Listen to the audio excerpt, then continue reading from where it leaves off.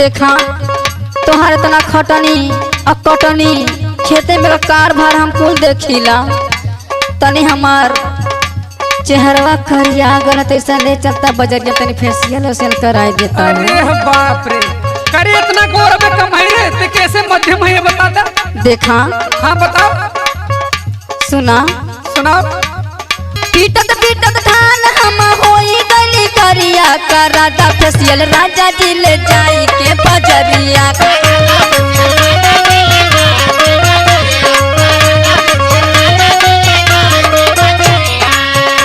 Facial कराइबू? हाँ अरे तू इतना करिया ना हो तू तो पता ना का कर। तो सुना कहाँ दिन पे दिन बढ़ल जाता तोहरो ना खरवा। अच्छा दिन पे दिन बढ़ल जाता तोहरो ना खरवा। हीरोइन बनबू का गोरी चमकाई के चेहरवा। अच्छा ये बात बा।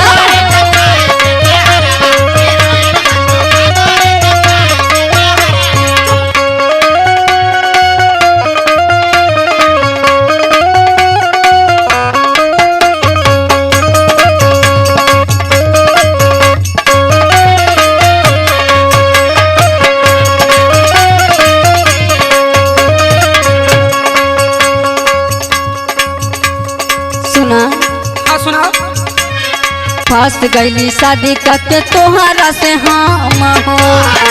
अच्छा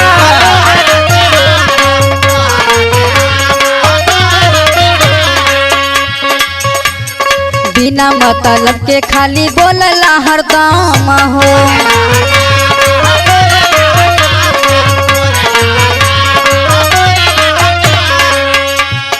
देखा अगर फेशियल कराई दे बता हम हो तो इसे 4 मेहरारू में देखा लायक हो जाओ हो। हरे बिना देखे लायक हो नहीं। अच्छा सुना सुनाओ। फंस गईली शादी करके तोहरा से हम हो। बिना मतलब के खाली बोलेला हरदम हो। हमसे ना होए अब तोहर खेती बरिया करादा फेशियल राजा जी ले चल के बजरिया।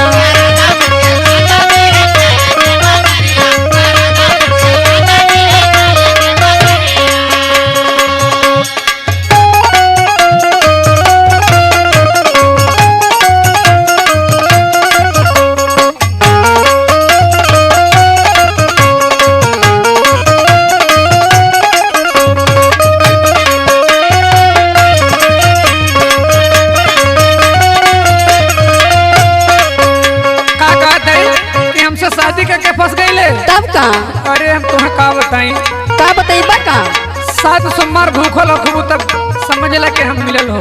अच्छा सुना कहा कर नौटंकी जानी बात हमारे माना। अच्छा तो बात हम करीला। चुपचाप घर में बनावा जाके खाना। अच्छा